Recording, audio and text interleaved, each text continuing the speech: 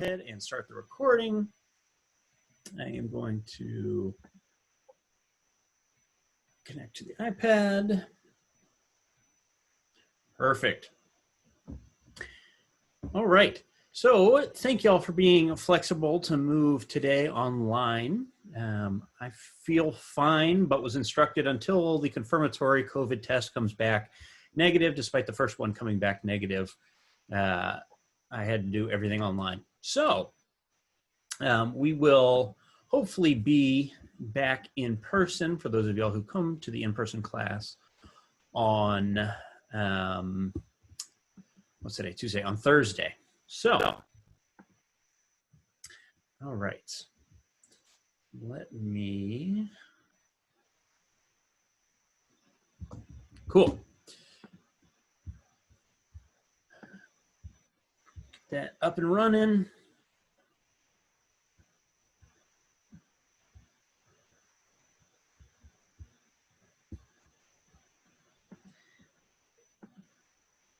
All right, do y'all see the presenter view or just the normal PowerPoint view? Normal. Okay, cool. Sometimes it gets a little screwy when I'm on my home network here. All right, so before we get started, what did we learn last time?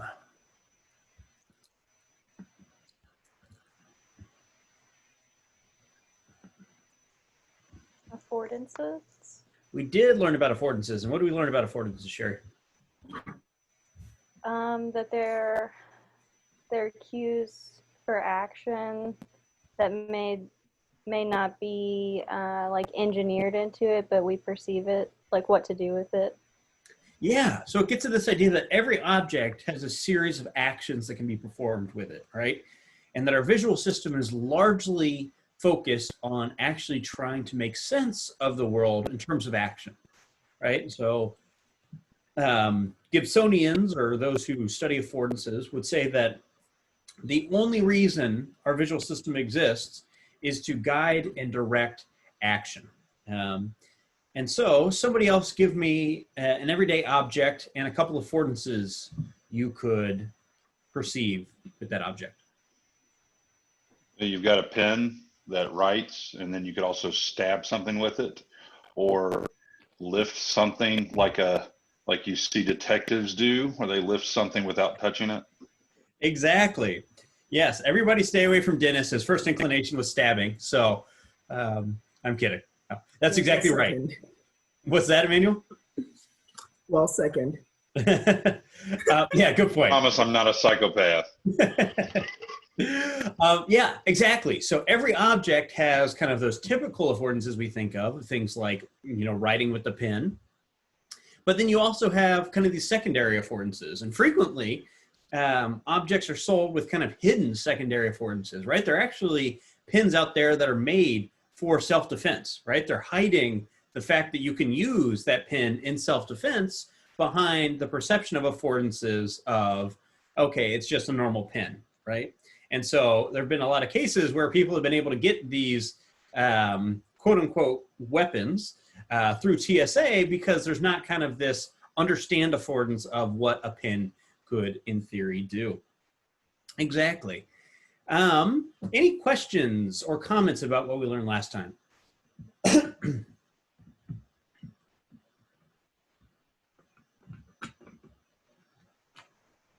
Awesome, awesome, awesome. Did anybody come across any specific Gestalt grouping or affordances that since last class, they were like, oh, look at that, we're applying something we learned from class?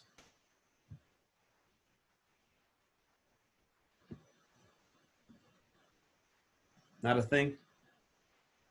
That's all right. All right.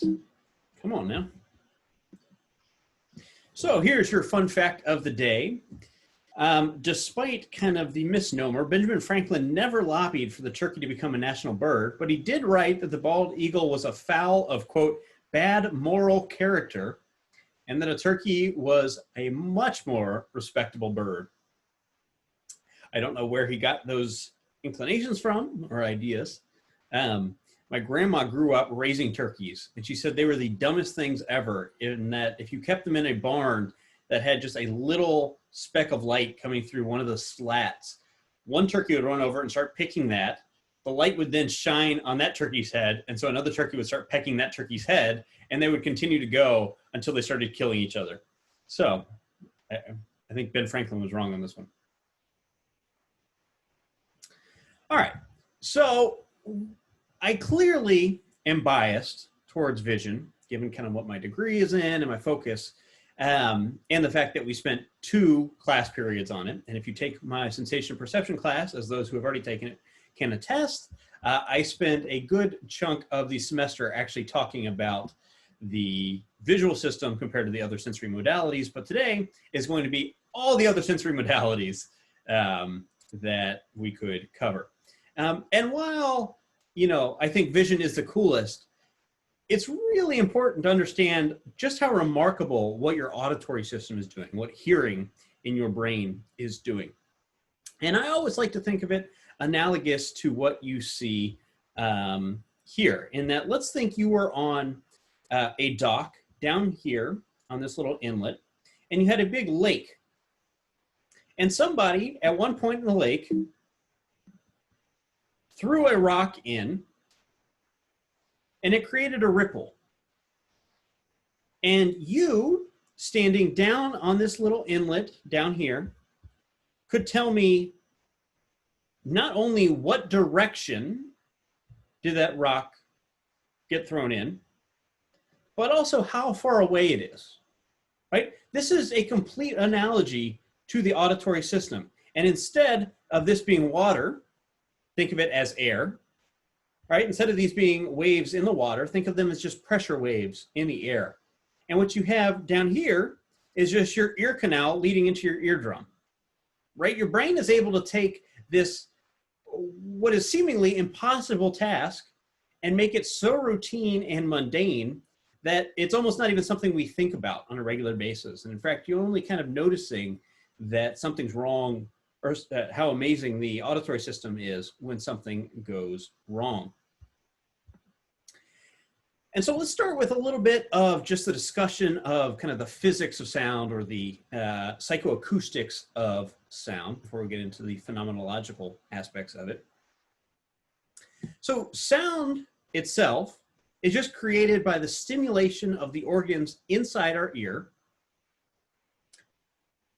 which is translating those vibrations that are coming from either the air or some other medium into your head and into across these little bones that we'll talk about called ossicles, in through the oval window into your cochlea, which then gets transduced to create that phenomenological experience of sound.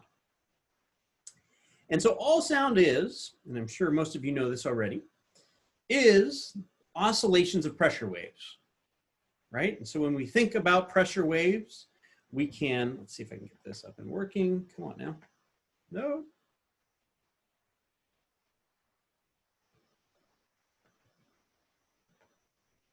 Why aren't you working? All right, that's not. All right, so we can think about these oscillations as having both peaks, as you can see on the top part of the waves. There is my mouse there. Peaks up here, and troughs or valleys down in here. All right, and we talk about the wavelength as being the distance from peak to peak, or trough to trough, or you know, the transition across that zero line at either point here. But that is what's known as the wavelength, right? And the number of wavelengths over a given period of time is what we refer to as the frequency, right? And so you'll frequently hear things like something is oscillating at 60 hertz, right? 60 hertz means 60 times a second. And so when we show this over here on the right-hand side, you can see this is talking about 1,000 hertz tone, which means 1,000 peaks in a second.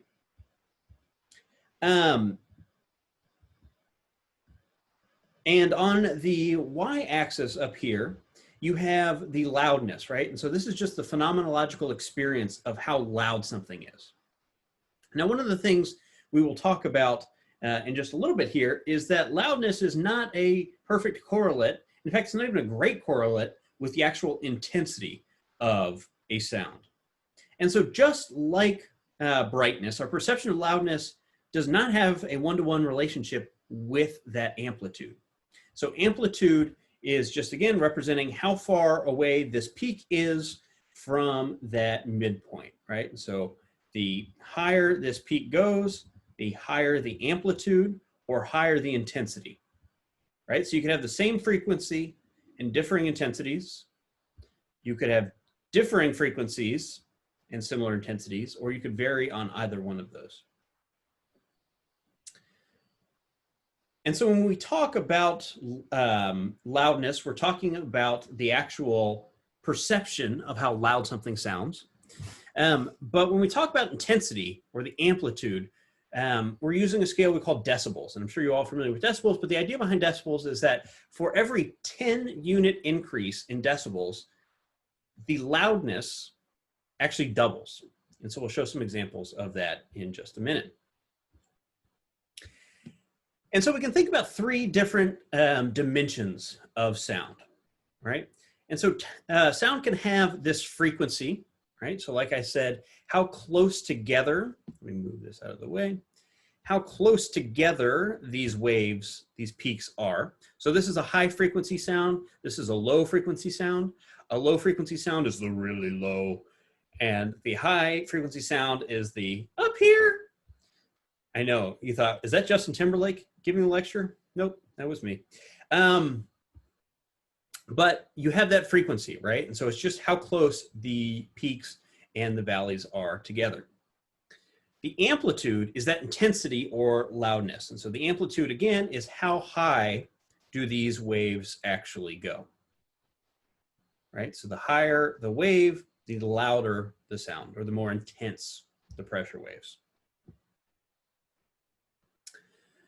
And then you have what we call the envelope of the sound. And the envelope has three different stages. We call it the attack, the sustain, and the decay. So the attack is how quickly the sound comes on, right? And so let's think about the electric organ over here.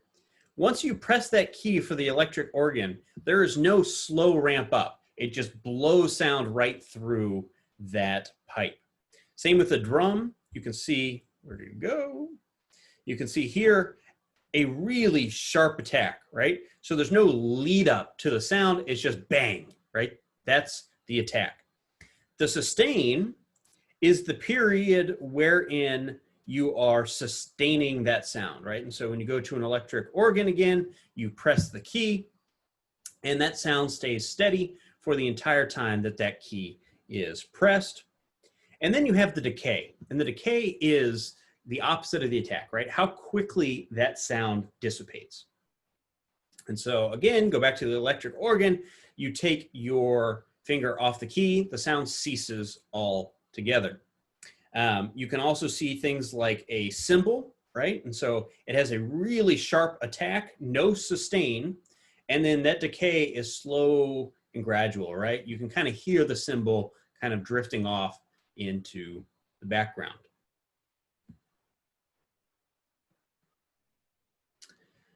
And all of these can contribute to what's known as timbre. I know it's spelled like timber, but it's timbre. And timbre is just the sound quality of the instrument based off of a couple different things, comprising that fundamental frequency and then multiple harmonics, right? And so what you'll see here is, if any of y'all have played a musical instrument, the old way of tuning used to be using a tuning fork, right? And this tuning fork gives you a nice kind of predictable sine wave in here, right? There's no complications. But one of the things that allows you to detect the difference between, for example, a flute and a trumpet is how complex these waves actually get, right? Because you're getting a combination of not only the fundamental frequency that you get with a tuning fork, but you're getting the various harmonics associated with that instrument that combine for a much more complex waveform. All right, and so this is what allows you to tell if, you know, Dennis and I were speaking at the same frequency, at the same intensity, you to be able to tell it's my voice versus Dennis's voice, right? It's the harmonics that we both just kind of inherently project as a function of the shape of our vocal cords, our intonation, stuff like that, that gives us kind of that specific signature. And that's what allows you to tell these different instruments, even when they're playing the same note, right? They're still giving you a much more complex picture based off of those harmonics. Any questions so far about kind of these dynamics of sound?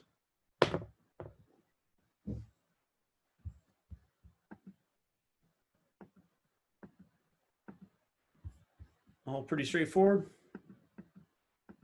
Cool, cool, cool, cool. All right. Now we're going to get into the actual perception, the mechanisms of perceiving that sound.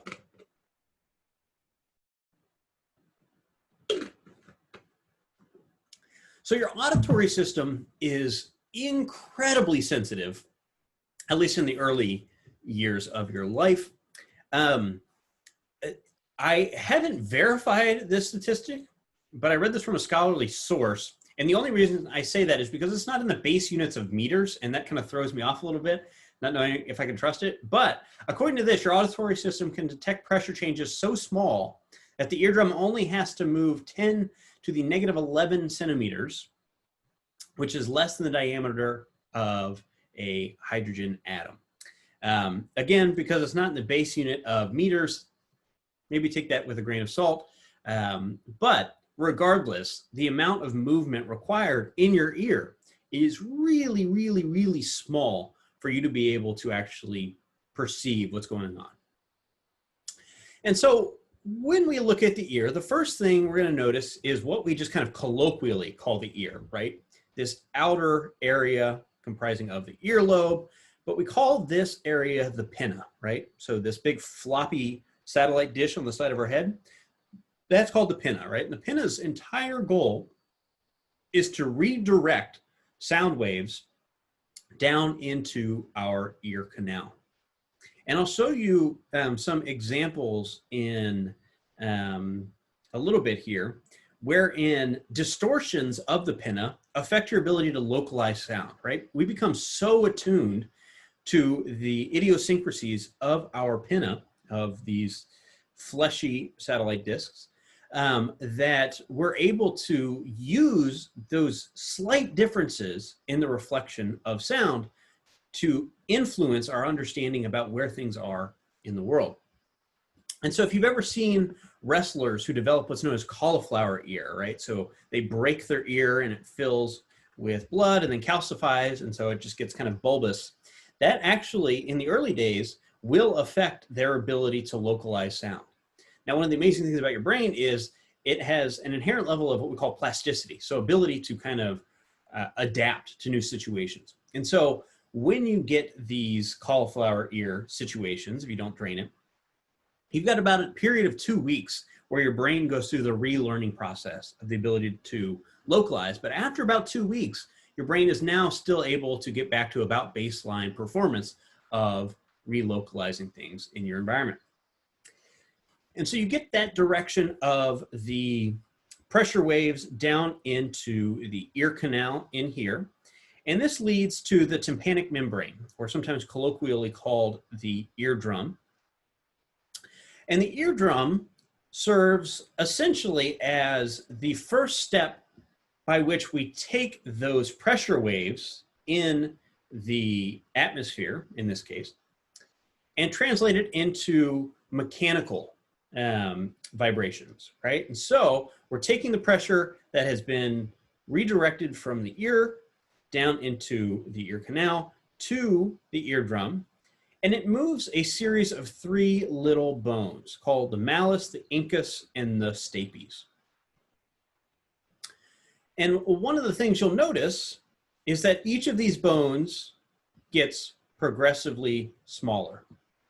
right? And so they're amplifying the process by which this gets transduced from the vibrations of the eardrums through the malleus, through the incus, and through the stapes, is amplifying the amount of vibrations at that stapes down here. That stapes then moves a little diaphragm right here, we call the oval window. And what this is going to do is take fluid and shift fluid around in your cochlea, which will lead to the actual transduction for your hair cells that we'll talk about in just a minute to actually be able to hear. And so if you've ever heard of something like called a cochlear implant, what they're actually doing is trying to repair the cochlea, right? Or trying to replace the lost function of the cochlea to be able to help with that transduction. There are certain, just in the same way that you can go blind in multiple ways, you can go deaf in multiple ways. If you were to damage the bones in your inner ear here, you can't replace those, right? And so there are some talks about implants that essentially directly bypass these, but the cochlear implants are trying to focus kind of pretty much on that direct bypassing such that we can take information from the outside world and stimulate that cochlea to lead to the phenomenological experience of hearing. And so inside the cochlea, right, so you can see this is wrapped up here like a snail. And if we were to unravel it or just do a little cross section, this is what you would see, right? You're going to have several fluid-filled chambers. Oops, excuse me. You're going to have several fluid-filled chambers that possess essentially different things, right? And so you're going to have these little, let's see if I can highlight this here. You see this in here. This is called the basilar membrane. Sitting on the basilar membrane is the organ of Corti. And you can see an amplification over here on the right. And so you have these series of what we call hair cells in here, and I'll show you that in just a second, closer up. And this tectoral membrane. And this tectoral membrane, let me move, gotta keep moving things around on my screen. This tectoral membrane you can see located atop right here, kind of right over this organ of Corti here. And its vibration, its movement, is causing the transduction through these hair cells. The hair cells then bundle up their nerve fibers and send them out through this auditory nerve. So much in the same way that the retinal cells bundle their fibers to send it out through the optic nerve, we're sending all of our auditory information through this auditory nerve, and the auditory nerve fibers exiting the ear. And so this is, whoa, crap. This is what we refer to as the hair cells in here. And so the hair cells have their, where's my mouse? There it is. So you can see it's got sort of this body in here and then a series of these little gate regulated, what we're essentially calling hair, right? And so you can see at the very top of each of these hair cells, you have a little gate in here. And this gate is protected by essentially a trapdoor, right? You'll put that trapdoor on top, and each of these trapdoors are connected to the to this elongated sort of finger here by a little tiny strand. And as vibration comes through the cochlea, it distorts the position of these hair cells, right? These outer hair cells, and opens this gate. As you open this gate, and we won't go through the actual process of neuronal firing, but as you open this gate, you get an influx of, sodium ions, an outflux of potassium ions, and that causes a depolarization of the cell, which then causes the hair cell itself to release neurotransmitters, which are then picked up by this postsynaptic auditory nerve fiber. And so you don't really have to worry so much about the nitty gritty of that, but just to give you an idea of how the ear actually works. You can also see how essentially inherently fragile the auditory system is, right? If you're thinking about little tiny, essentially biological ropes connecting these, massive distortions can cause a rip in those. And it can cause these gates to essentially stay open. And so if any of y'all have heard or dealt with tinnitus or tinnitus, however you want to say it, what this is essentially a function of is permanently disrupted hair cells that are continuing to send a signal that they're being activated, right? And so it's giving you the sound, the sensation that you're actually hearing things again and again. You can also see how, if I go back here, you can also see how there are a variety of ways in which you could actually permanently lose hearing, either by rupturing the eardrum in here, damaging any of these small bones, or, as we just showed with the hair cells, actually killing the hair cells. And unfortunately, once you do damage to these hair cells, there's kind of no coming back from it. And so anytime you go to a loud concert, for example, or around large machinery that makes a lot of noise, and you get that ringing in your ears, that's indicative of damage to those hair cells, like I said, but also is indicative of what's going to be a permanent distortion. So once you lose part of your hearing, you can't regrow that part back.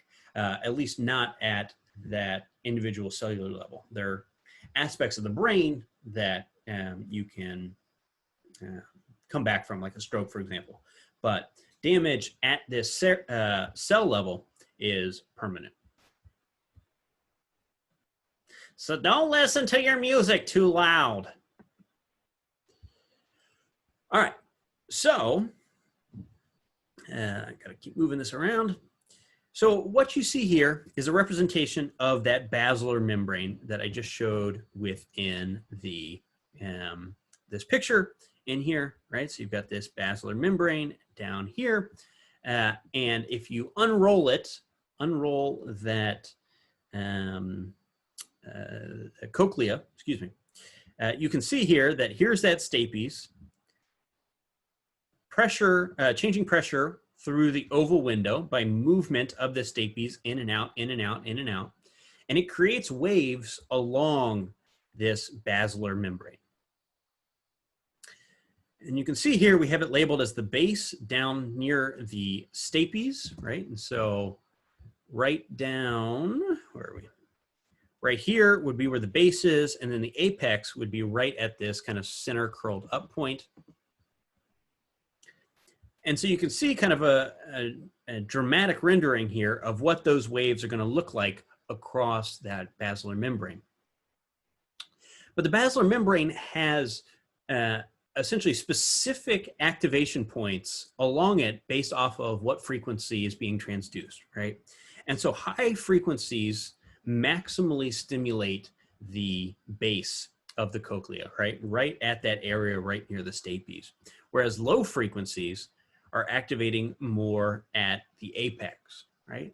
And so this is called the place theory. And so the idea here is that as that stapes moves that oval window, and that oval window creates these waves across the basilar membrane, where you are getting the biggest distortion along this basilar membrane maximally activates these auditory nerve fibers that exit and make their way to the auditory cortex, right? And so this is what's allowing you to pick up on these different frequencies, the different sounds, different fundamental frequencies, as well as the harmonics, etc.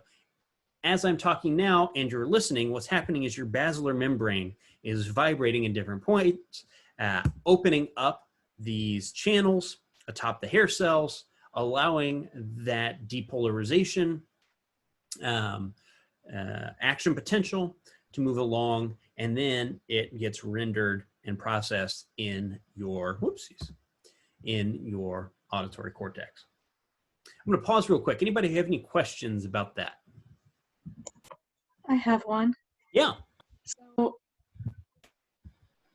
you're talking about damaging the hair cells. Mm-hmm. So in place theory, I guess, would it be possible to just damage like only low hearing or low frequency hair cells or only high frequency hair cells? Yeah, that's a great question. So I don't know if any of y'all have really old grandparents at this point and have, if you're a girl, have a brother, or if you're a boy, have a sister. But one of the things you may notice is when you go to interact with your grandparents, older people tend to have a hard time hearing women talk.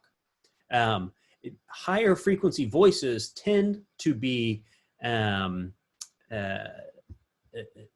for whatever reason, there tends to be greater damage at the base of the cochlea earlier in life, such that it's harder for older people to resolve these higher frequencies. And you may even see this in your own progression up to this point, right? You always talk about how like actual physical dog whistles, dogs can hear and you can't hear. But as a kid, you may be able to have heard just a little bit of something. But as you get older, you can't hear it anymore, right? And there are even ringtones that I remember came out back when I was in middle school that were trying to play to this whole idea that old people couldn't hear high frequencies. And so they would be really high-pitched ringtones to try to get the kids to be able to hear, but not the actual teachers.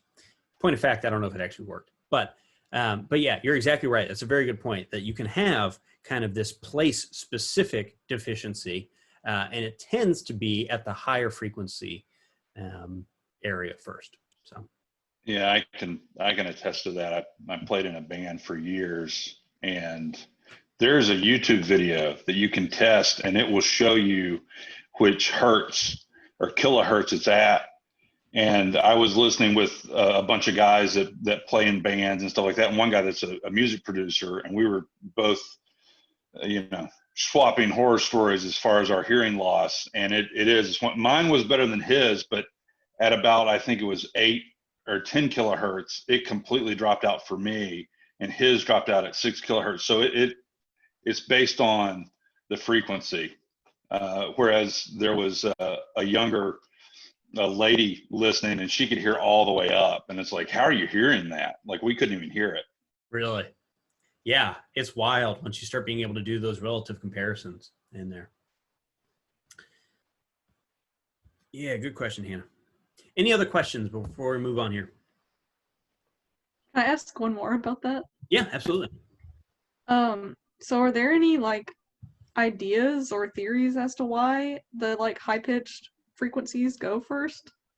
I'm sure there is. I don't know off the top of my head. If I had to levy a guess, my first thought would be, with them being right near the oval window, they're probably subjected to more frequent activation, even just as a function of that pressure coming across them first. I don't know that. I will also show you in just a second that you tend to have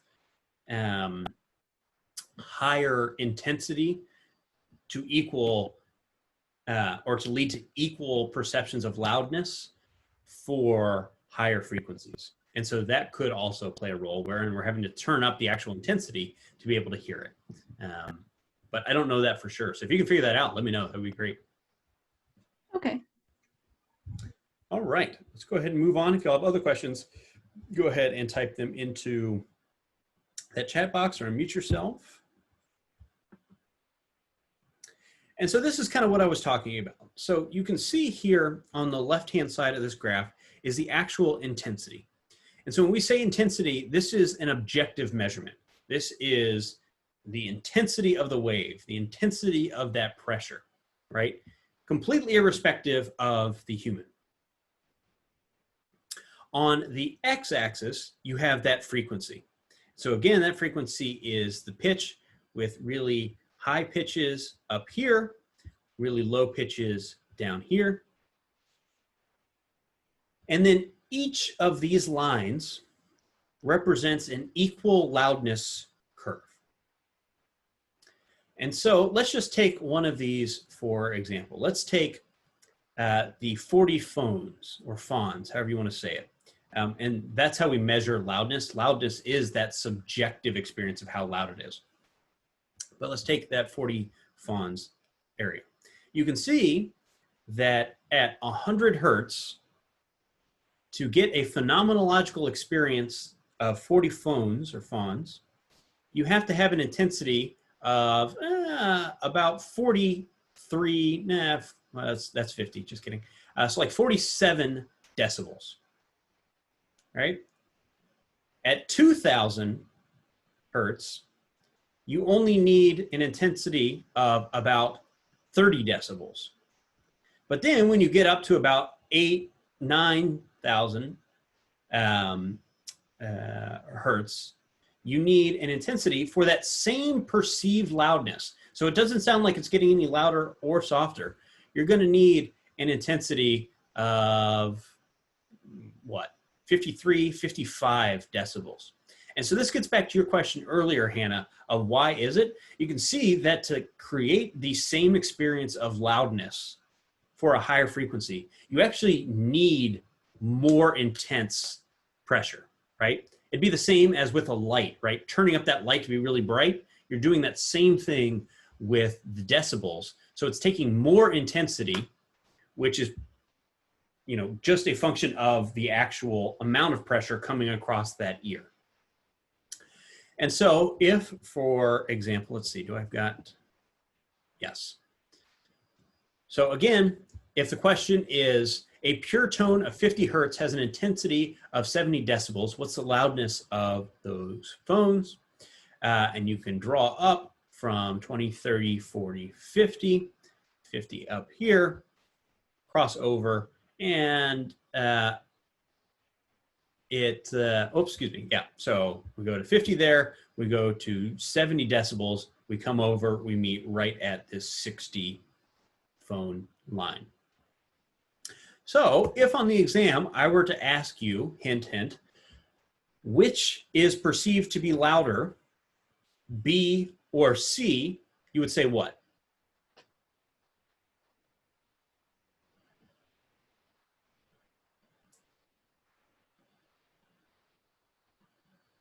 Somebody take a guess.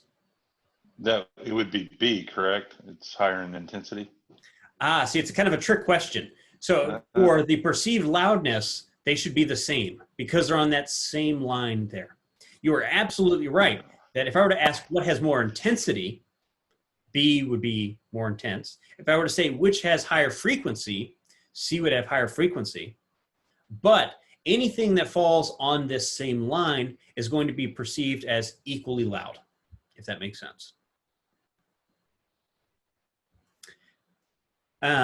Let's see, is there anything else I want you to take away from this here?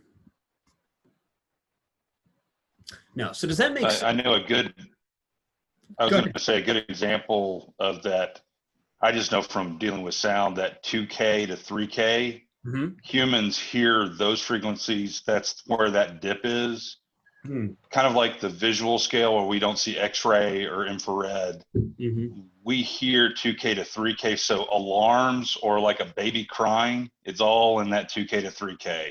Is it? And it's like we're evolutionary. We're designed to both cry at that frequency range, and then people design alarms and sirens in the 2K to 3K because we hear that better than anything else.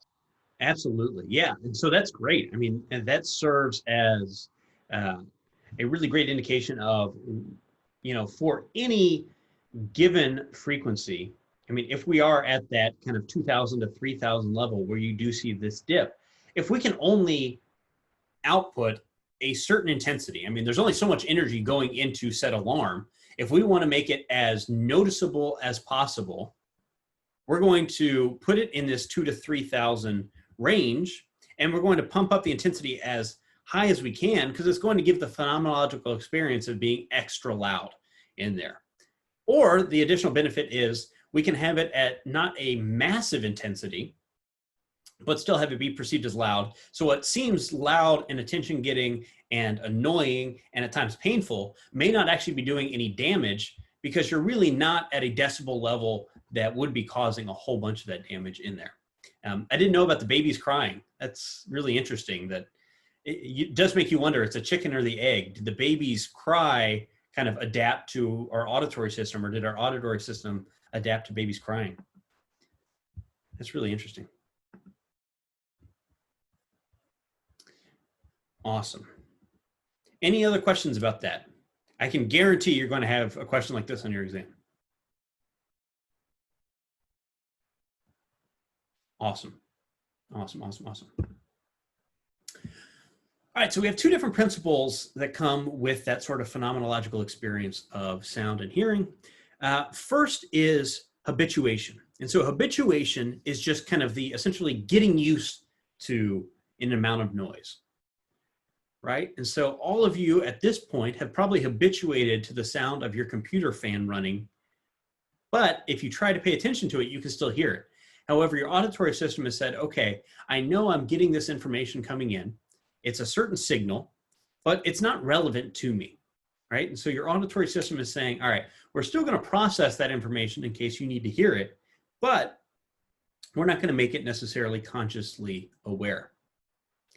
So again, example, low hum of a projector or a screen. However, this habituation can kind of be nullified with a really salient event, right? And so a really salient event would be anything, you know, let's say we were in the classroom with the projector and you had the low hum of the projector, but all of a sudden the bulb exploded in the projector. That would now make you more aware of the hum of that projector because it was a really salient, attention-getting event.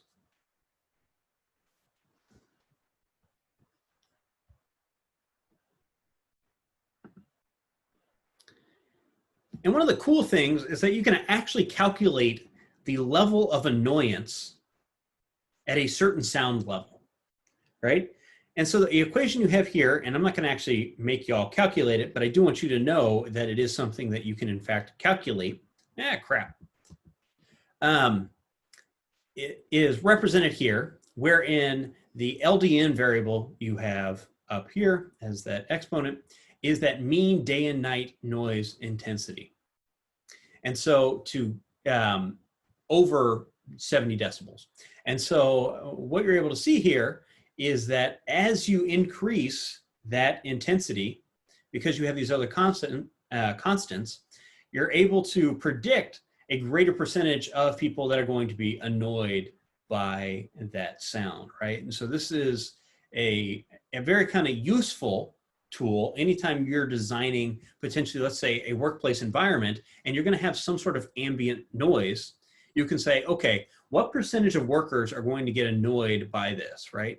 And so this is something that we need to factor in of, if we're going to be annoying 60% of our workforce, we need to redesign the work environment to make it a less annoying and more pleasant place to be.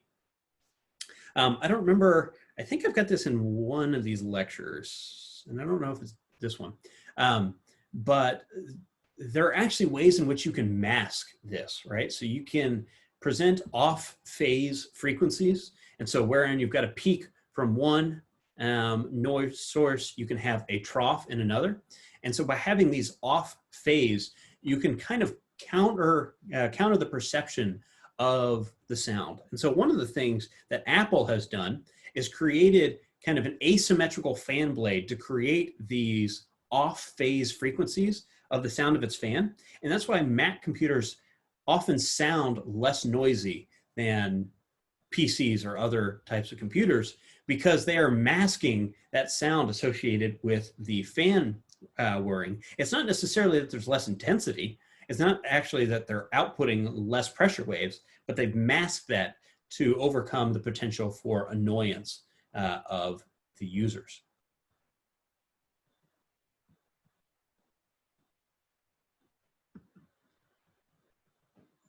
So we also have this phenomena of temporary threshold shift.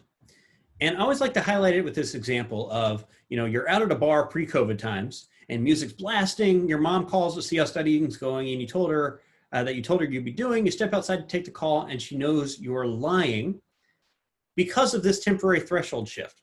One of the things you may have noticed when you talk to friends, if they're at a concert, even after they leave the concert, is they seem to be screaming at you, right?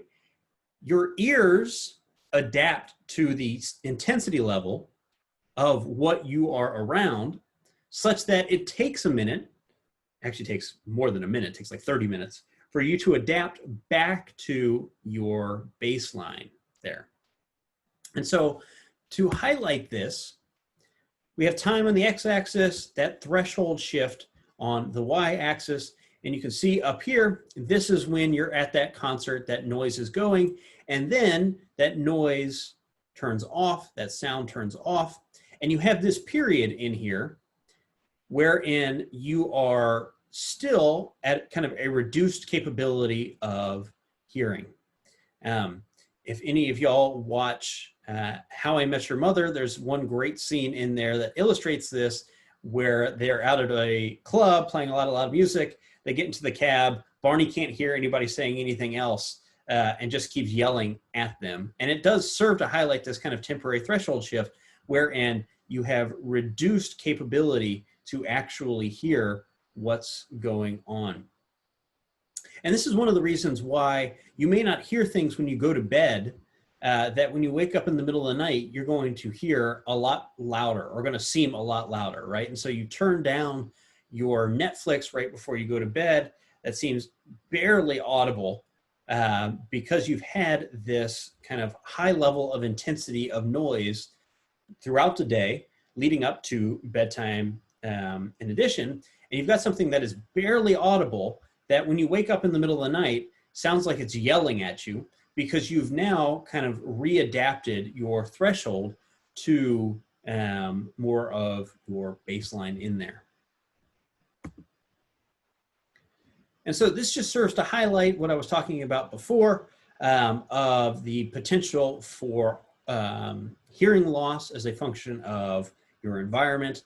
So you can see that these are the instances of hearing loss by profession at 50 years old. So no prolonged or substantial noise exposure, about 1 in 10, all the way up to, mining, construction, about 6 in 10 50-year-olds will have substantial hearing loss who work in construction and mining. But interestingly, it's not just a function of that intensity. So permanent hearing loss is a function of both the intensity, but also the exposure length. And so what you can see here on the right side is a table with that noise level, with that intensity, the decibels, and the amount of time in hours you would have to be exposed to that level of sound before you would start experiencing permanent hearing loss. And so you can see, even at 80 decibels, which is the sound of an alarm clock or a hairdryer, after 32 hours of prolonged exposure, you are getting some permanent hair loss. You're getting permanent hearing loss associated with that. At 90 decibels for a lawnmower, you're looking at 8 hours, right? And so if you work in lawn care, 8 hours of exposure to a lawnmower is a daily occurrence. And you can see that that is enough to make you susceptible to permanent hearing loss. And you can go over all these other things. You can see we're now getting into fractions of hours for things like air raid sirens, ambulance sirens, etc.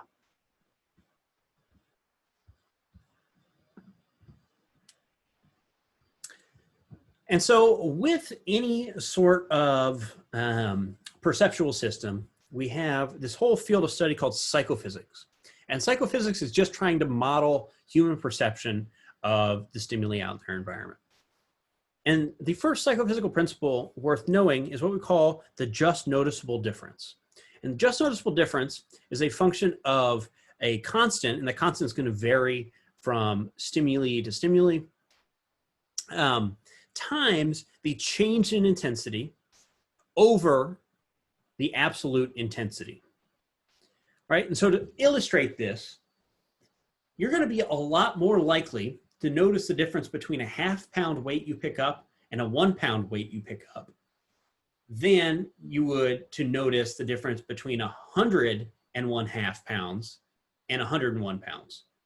right? So that half pound of difference is going to be noticeable or not as a function of what is the absolute intensity of whatever whatever stimulus you are activating, right? So no light to just a little light is going to be a lot more noticeable than a lot of light to a lot of light plus a little light in there. This is also sometimes called Weber's law. And so this is just modeling that your ability to notice differences is, again, going to be a function of the amount of change in relationship to that absolute level. And so what you need to know here for the exams and everything moving forward is that if you want somebody to notice a change, not only does that change have to be big, but the change really just has to be in proportion, an appropriate change in proportion to whatever that absolute level is. I guess that's kind of like when you make your first million and it's like a huge deal, but after you make your first million, it's like, okay, I just made another million. Yeah, exactly. So yeah, if I were to give Emmanuel $1,000 today, he would notice that a lot more than in 10 years when Emmanuel's made his first million, and that $1,000 doesn't really do much for him. That's a great analogy. This is apropos of nothing, but I think one of the greatest illustrations of the size of kind of exponential growth is that a million seconds is 11 days, a billion seconds is 34 years. So it has nothing to do with what we're talking about, but it's another fun fact. So there you go, 2 for today. So I would normally do an example in class, but with COVID and also being online, I'm not going to do a demonstration. But we're not going to actually watch this video. I would strongly recommend y'all actually go watch this video. And so if y'all aren't familiar with the Smart Everyday YouTube channel, you absolutely should be. It's a really good YouTube channel. It also helps that the creator of the YouTube channel lives here in Huntsville.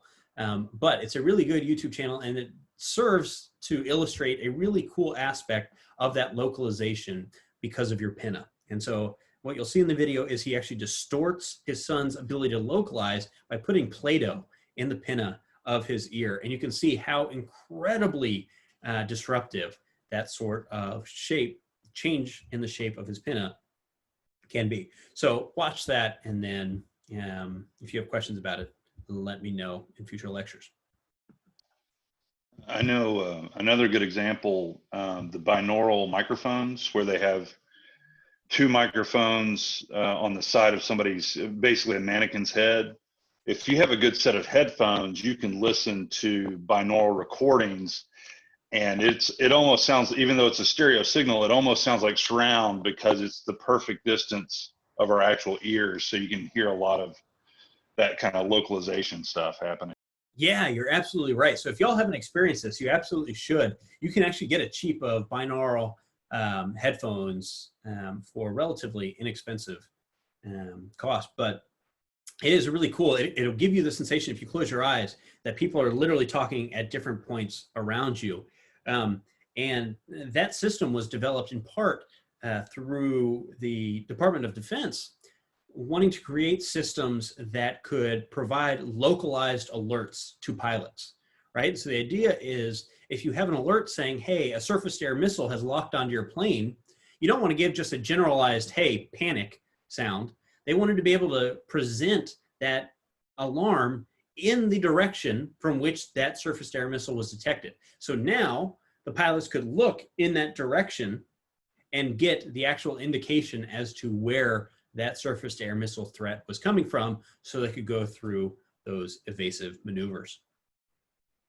But yeah, the binaural recordings are really cool stuff. All right, so when we're talking about design, I want to actually try to pull some of what we're talking about here with this just kind of basic psychology, basic psychophysics back into design here. And we can think about kind of 5 principles of alarm design that your book highlights. First, and kind of most obvious, it's got to be able to be heard above background noise. And so if you've got a lot of background noise, you shouldn't present a quiet alarm because nobody's going to be able to tell, right? If you're in a plane, you need an alarm that's going to be louder than the ambient kind of vibrations associated with flight. The book and research suggests that it's got to be a minimum of 15 decibels above, but if you want kind of a guarantee that people are going to hear it, it needs to be about 30 decibels above that ambient noise. Avoid excessive intensity. So you don't want to be damaging people's ears by presenting some sort of alarm to them.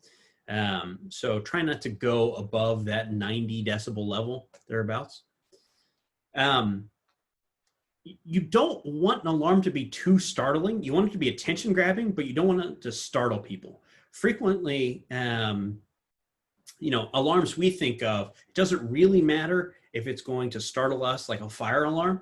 But when you're thinking about people in workplace environments, they may be doing something that is very mentally taxing or very delicate, and you don't want to startle them in such a way that they would either hurt themselves or perhaps destroy the equipment or the product itself. It shouldn't disrupt the processing of other signals, right? And so you don't want an alarm that would mask communication, right? If you're going to be providing verbal communication to the users, you don't want to be having an alarm that's over top of everything where they can't hear the verbal instruction, right? And so, you want to make sure that any other important information is still being able to get through.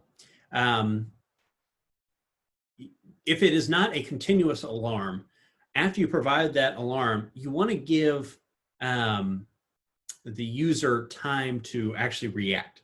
What you don't want to do is continue to remind them on very short intervals where they wouldn't have had the time to react, because that's going to get to the point of being annoying where the operator is actually going to turn off the alarm. And there are a lot of cases like this. With that Easy on a Flight we talked about a couple classes ago, they actually turned off the alarm because it was getting so annoying to them, right? And so through turning it off, it serves no function anymore. So you want to make sure that it is not going to be annoying them through this sort of repetitive reminders.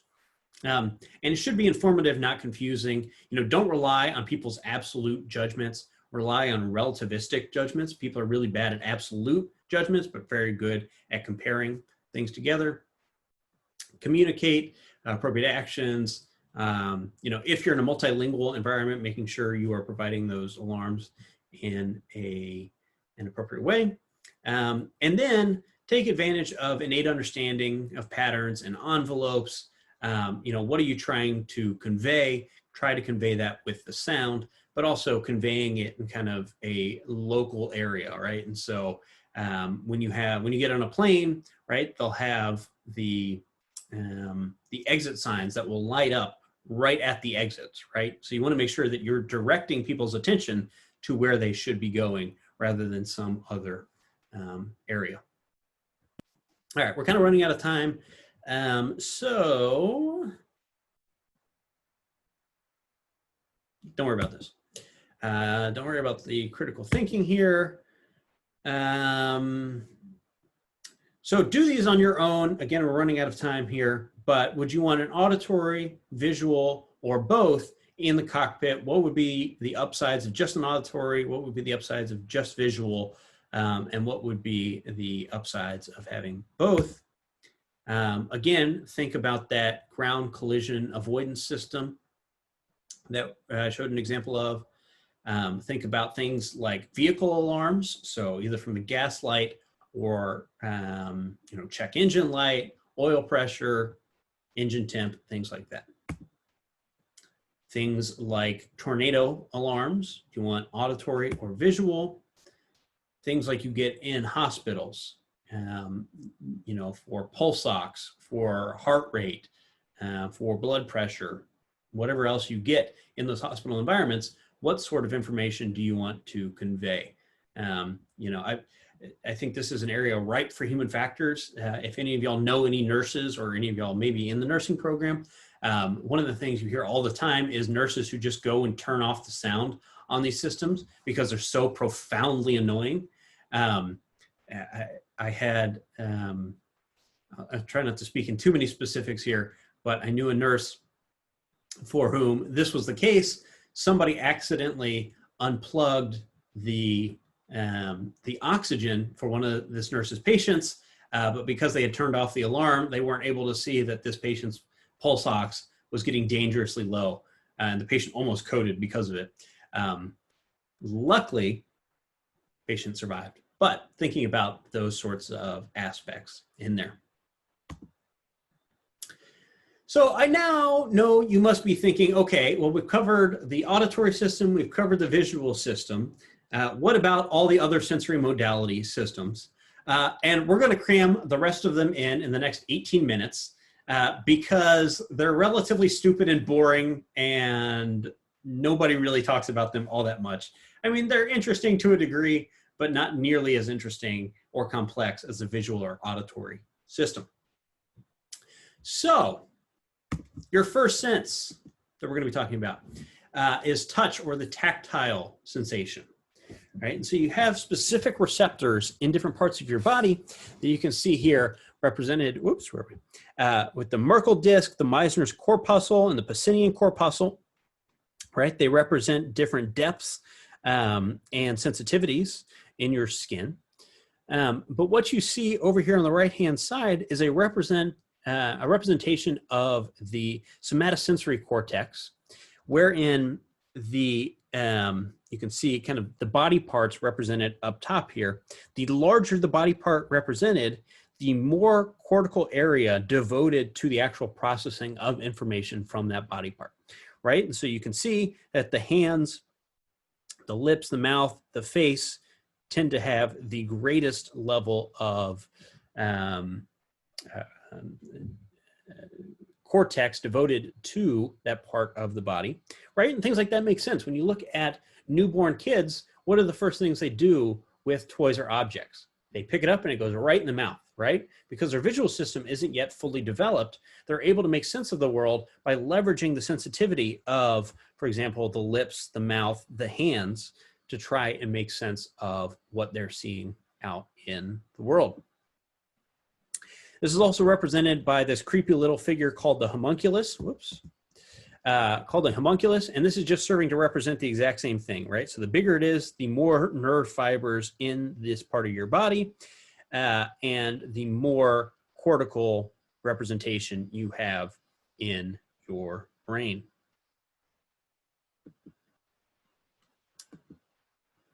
And so when you're thinking about designing alarms for your touch system, it makes sense for vibrations to be attention grabbing, but also in areas that are going to activate these very sensitive areas, right?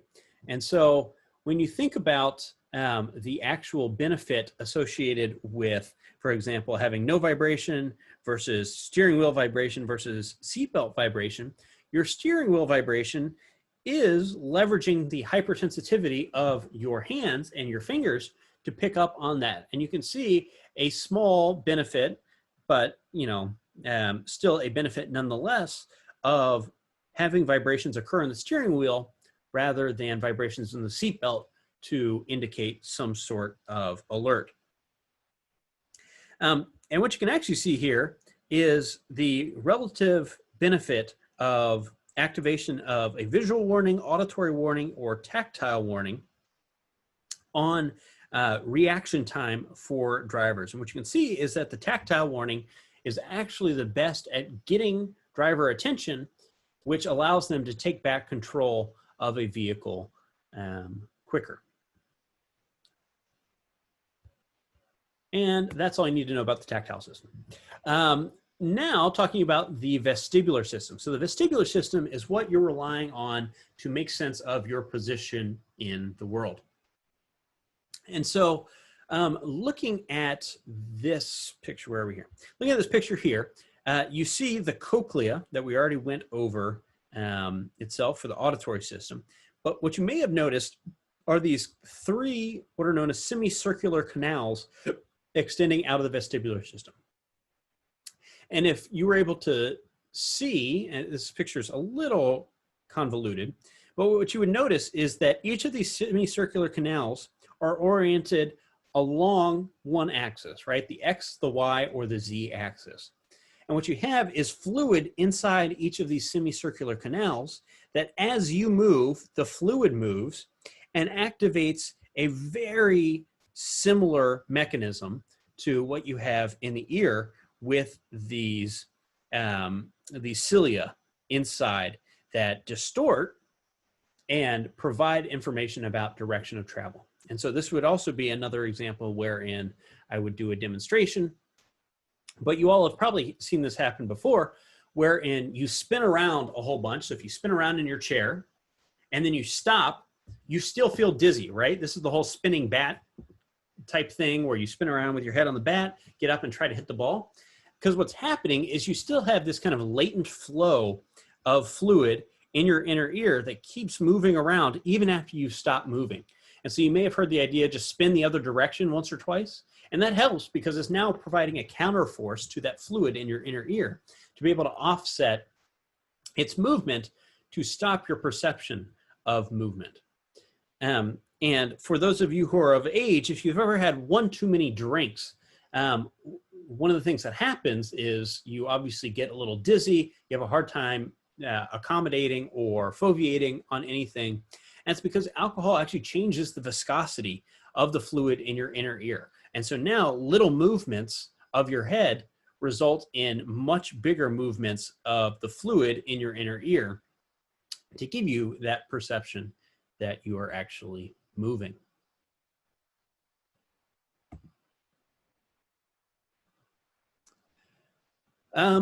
Yeah, and so this just serves to highlight the fact that this can actually be a really big issue because as you think about, you move the fluid in your inner ear moves.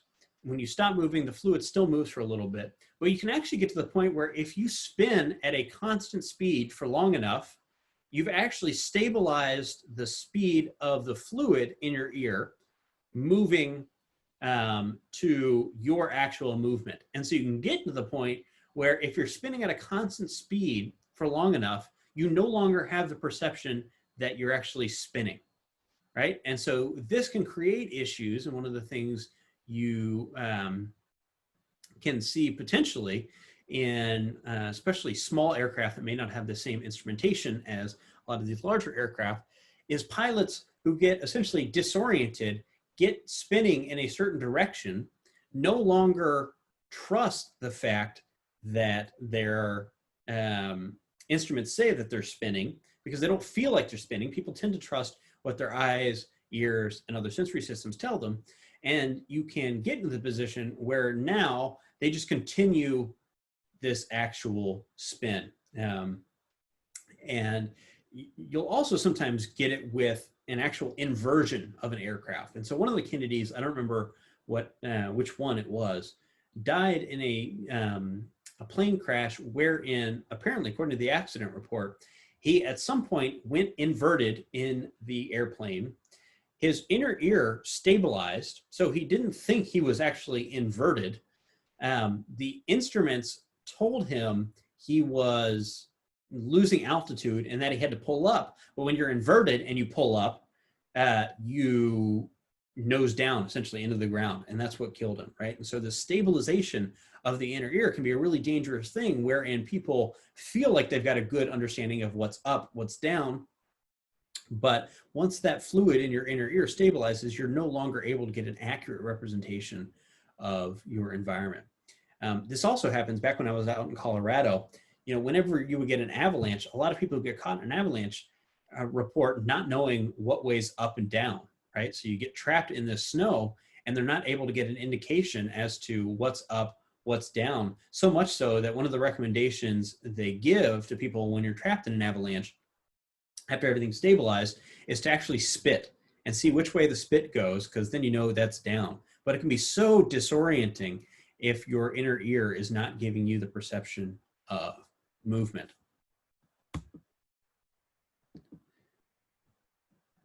And so one of the things that can contribute to motion sickness is when the information from your inner ear does not correspond to what the visual information you're getting is, right? So if any of y'all get car sick, one of the reasons you probably are getting car sick is that your inner ear is stabilizing, but your visual system says, I'm still moving, right? And the discrepancy between this causes that nausea feeling. And this is one of the big issues you get with simulators, but also virtual reality, wherein the visual information says you're moving, but your inner ear says, no, I'm not. And that discrepancy causes this sort of nausea and feeling, and sometimes leads to you blowing chunks. I realize we're still over a month away from Halloween, but I had to figure out a way to incorporate this picture in there. So, questions about what we covered today. I know we went over the other systems pretty gosh darn quickly. And we didn't even go over your gustatory or olfactory senses, your taste and your smell.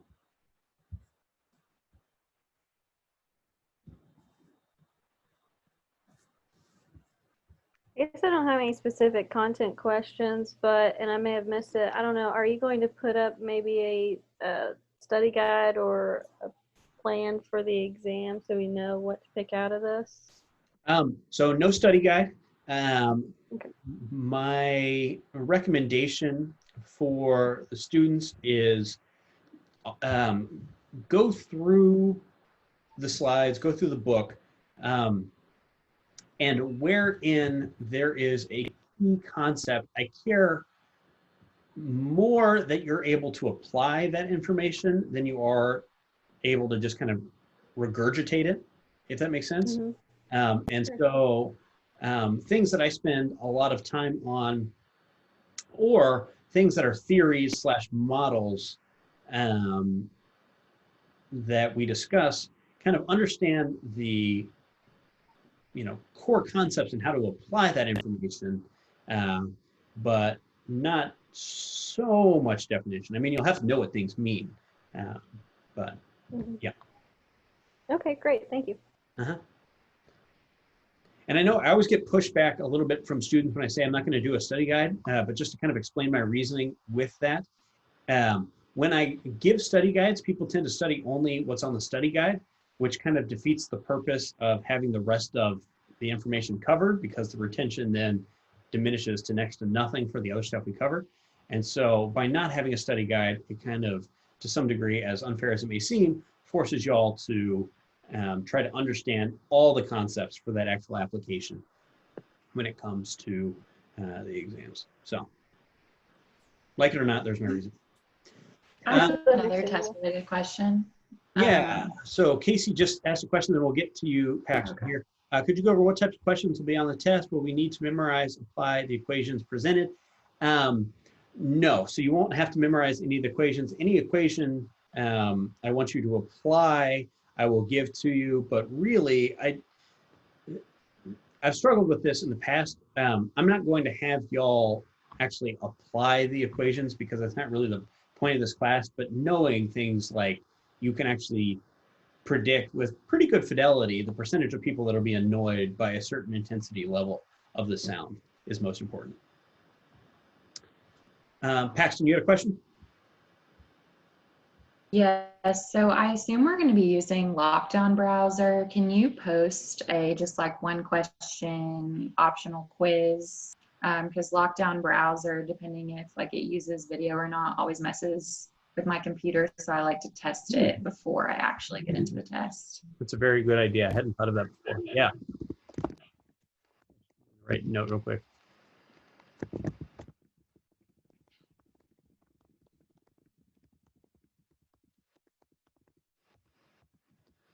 Cool. And then Casey, to go back to your other question, what types of questions will be on the test? It is going to be largely free response. It won't be multiple choice. Again, what I care about is your ability to apply the information rather than to memorize it, if that makes sense. So,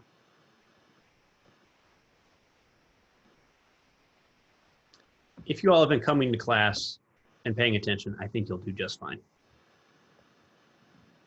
I'm not here to fail anybody.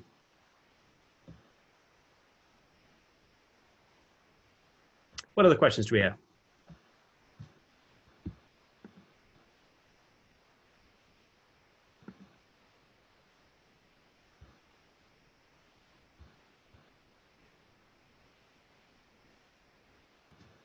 Nothing? All right, well, I'll hang out here if y'all have any other questions. Otherwise, let's go ahead and plan on still having class on Thursday. If for whatever reason the test hasn't come back yet, I will let y'all know. But otherwise, I will plan on seeing the contingent of y'all that come on Thursdays on Thursday.